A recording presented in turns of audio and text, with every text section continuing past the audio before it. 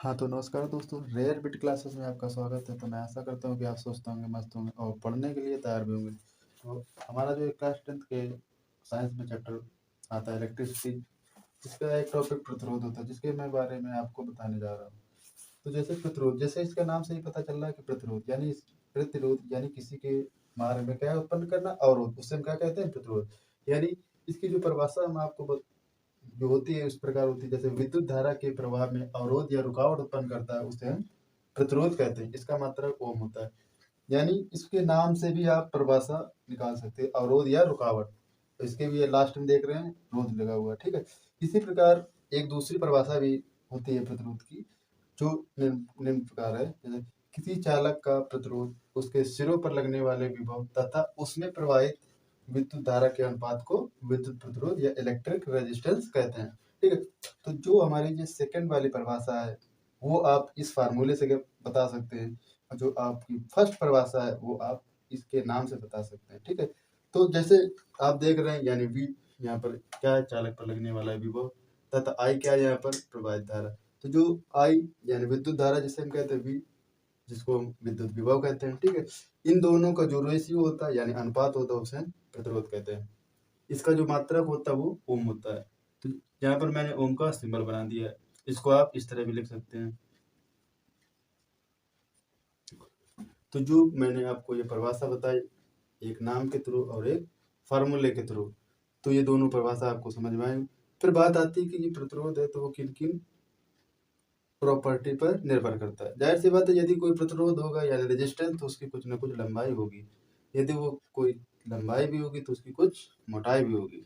कुछ मोटाई भी होगी तो वो जिस मटेरियल से बना होगा उसकी कुछ प्रॉपर्टी भी होगी। तो जब कुछ प्रॉपर्टी होगी तो बस अब हम देखते हैं कि वो किन किन चीज़ों पर निर्भर करता है, ठीक है। तो अब हम एक एक पॉइंट पर डिस्कस करेंगे। तो जैसे नंबर फर्स्ट पॉइंट आता है कि लंबाई, यानी कि कोई तार होगा, जाहिर सी बात है वो कुछ ना कुछ लंबा भी होगा। तो जैसे जो चालक तार का यानी प्रतिरोध जो होगा, चालक तार की लंबाई के अनुक्रमानुपाती होता है। यानी अनुक्रमानुपाती का मतलब हो तो आप सीधे डायरेक्टली प्रोपोर्शनल। जैसे कोई वस्तु या कोई चालक तार की लंबाई यहाँ से निकाला जाए कि वो 2 मीटर लंबा होता है, तो उसका नया प्रतिरोध बताइए। तो जैसे आप देख रहे हैं, यदि ये डायरेक्टली प्रोपोर्शनल यानी जितना ये बढ़ेगा उतना ये भी बढ़ेगा, जाहिर सी बात है, क्योंकि ये डायरेक्टली प्रोपोर्शनल है। तो इस तरह का जो आपसे कोई पूछे कि कोई चालक तार है जो पहले 2 मीटर लंबा था, अब उसको 4 मीटर लंबा किया गया, तो उस पर जो नया रेजिस्टेंस होगा वो क्या होगा। तो जाहिर सी बात, इस पॉइंट से आप देखकर बता सकते हैं कि ये कितने, यानी जितने गुना लंबाई बढ़ेगी उतने गुना उसका रेजिस्टेंस भी बढ़ेगा, अकॉर्डिंग टू इस पॉइंट के अनुसार। क्योंकि ये इसके डायरेक्टली प्रोपोर्शनल यानी अनुक्रमानुपाती या बोल दे या समानुपाती, एक ही बात होती है।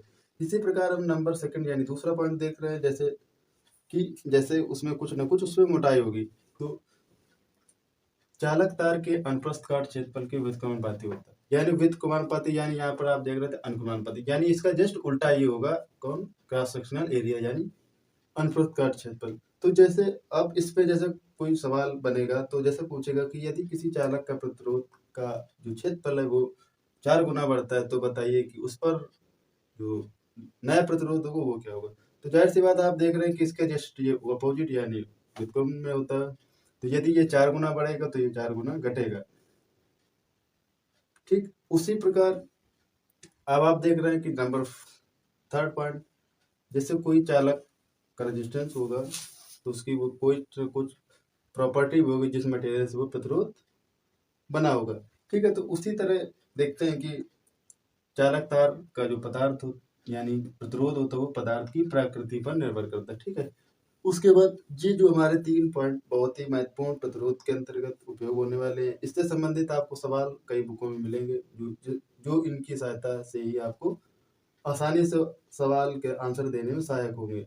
इसी प्रकार ये फर्स्ट एंड सेकंड जो इसको आप नामकरण दे करके फिर इसको डायरेक्टली यहाँ पर मैंने आपको रख के दिया are proportional L into 1/a कर दिया। फिर इसका जैसे हम प्रोपोर्शनल से हटाएंगे तो इस पर जो एक कांस्टेंट आता है रो, जो इस प्रकार बना हुआ आपको दिखाई दे रहा है, उसके बाद प्रोपोर्शनल से हटने के बाद ये हमारा इस प्रकार फार्मूला प्राप्त होता है।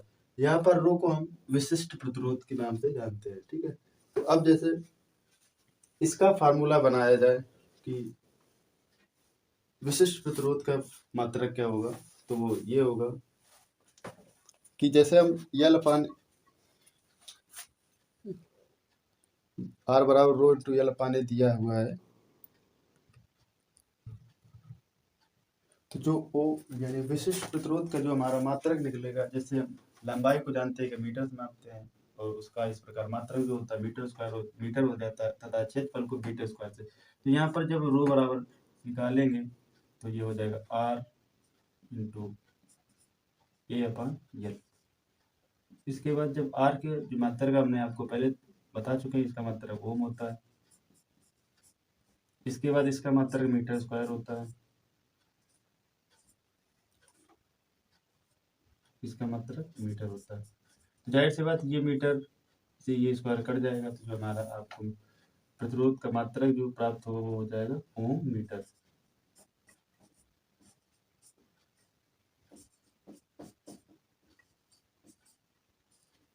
तो इस प्रकार जो अब पूछा जाए कि विशिष्ट प्रतिरोध यहाँ पर क्या है, तो वो यहाँ पर प्रॉपर्टी यानी कि उस पर डिपेंड करता है, और जो होता है जो इसका मात्रक मैंने आपको इस प्रकार बताया।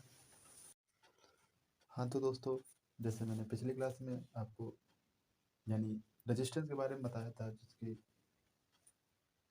फार्मूले जो निकले थे उससे संबंधित मैं आपको जो उससे संबंधित सवाल है वो बता रहा हूँ। जैसे सवाल दिया हुआ है कि किसी धातु के 5 मीटर लंबे तार का विद्युत प्रतिरोध 26 ओम है, जिसका अनुप्रस्थ काट क्षेत्रफल 0.5 इंटू 10⁻⁴ मीटर स्क्वायर है, तो उसकी विद्युत प्रतिरोधकता की गणना करनी। तो सर्वप्रथम हम जब भी सवाल हल करते हैं तो उसको ध्यानपूर्वक पढ़ते हैं, तथा ध्यानपूर्वक पढ़ने के बाद जो जो वैल्यू दी गई होती है उनको उनके मात्रक के माध्यम से लिखते हैं। यानी जब भी कोई वैल्यू आपको ना समझ में आ रही है तो आप उसका उसका मात्रक पता होना चाहिए, क्योंकि जब तक आप उसका जो मात्रक नहीं पता होगा तब तक आप ये नहीं पहचान सकते हैं कि वह किसकी वैल्यू दी गई है और उसको हम क्या माने। जैसे नाम से ही पता चला 5 मीटर लंबी, यानी लंबाई लंबाई को किस में मापते हैं, मीटर में। तो जो मीटर में मापते हैं तो इसकी वैल्यू क्या होगी, यानी यल यल बराबर 5 मीटर। ठीक, उसी तरह जब हम फिर आगे पढ़ेंगे का विद्युत प्रतिरोध, यानी जो रजिस्टेंस विद्युत प्रतिरोध को किससे प्रदर्शित करते हैं, आर से। तो यहाँ पर आर की वैल्यू क्या दी गई है, 26 ओम। देखो उस यानी कि जो रेजिस्टेंस का मात्रक होता है वो होता है 26 ओम। इसके बाद देखते हैं अगला, फिर आगे पढ़ते हैं जिसका अनुप्रस्थ काट क्षेत्रफल इतना दिया यानी 0.5 इंटू 10⁻⁴ मीटर स्क्वायर। तो अनुप्रस्थ काट क्षेत्रफल को हम ए से प्रदर्शित करते हैं, तो इसकी वैल्यू हम लिखेंगे।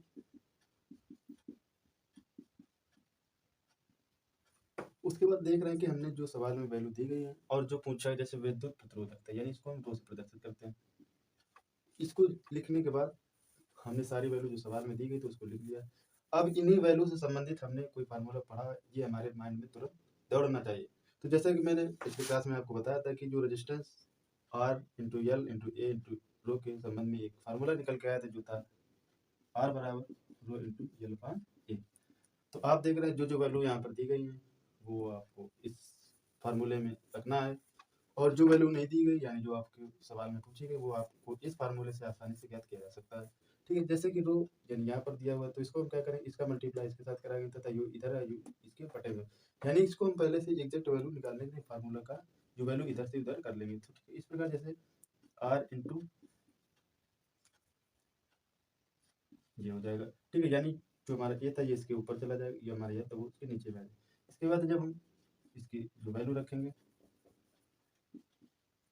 आर की वैल्यू दी गई 26 ओम, ए की वैल्यू दी गई 0.5 10⁻⁴, यल की वैल्यू दी गई 5। तो अब जैसे हम देख रहे हैं पॉइंट इधर दिया हुआ है इधर नहीं दिया हुआ है, तो इसको जैसे हम पॉइंट हटाएंगे इसकी जो वैल्यू हो जाएगी 50 हो जाएगी, यानी नीचे बढ़ जाएगा। इसके बाद जब हम काटेंगे 5 एकम 5 5 दाना 50, यानी जो हमारा 10 प्राप्त हुआ। इसके बाद जब हम इसको 10 यानी इससे भाग देंगे यानी हमको ये प्राप्त होगा बटे 10।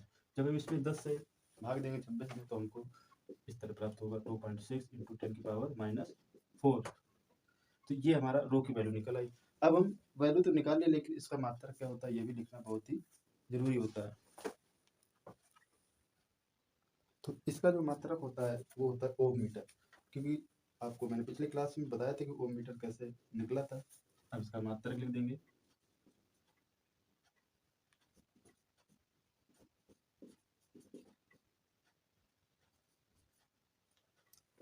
तो जैसा कि जो मैंने सवाल आपको हल करके आपका जो आंसर है मैंने आपको बता दिया, तो इसको हम एक बार पूरा देखते हैं जिससे आपको जो डाउट हो वो आपको आसानी से और समझ में आ जाए। तो जैसे दिया हुआ है कि किसी धातु के 5 मीटर लंबे तार का, यदि किसी धातु के 5 मीटर लंबे तार का विशिष्ट प्रतिरोध 26 ओम है, जिसका अनुप्रस्थ काट क्षेत्रफल 0.5 इंटू 10 की पावर -4 मीटर स्क्वायर है, तो विद्युत प्रतिरोधकता की गणना करो। तो विद्युत प्रतिरोधकता की गणना करने के लिए हमने जो सवाल में दी गई थी पहले उनकी वैल्यू बारी बारी से समझ कर रख लिया, उसके बाद उसमें जो फार्मूला लगता है उसको मैंने रखा, उस फार्मूले में जो जो वैल्यू दी गई थी उसको मैंने इस प्रकार रखा। उसके बाद हमने कैलकुलेशन की, कैलकुलेशन करने के बाद जो हमको इसका आंसर है वो हमने आसानी से प्राप्त कर लिया है। तो मैं आशा करता हूँ ये सवाल आपको समझ में आया होगा। धन्यवाद।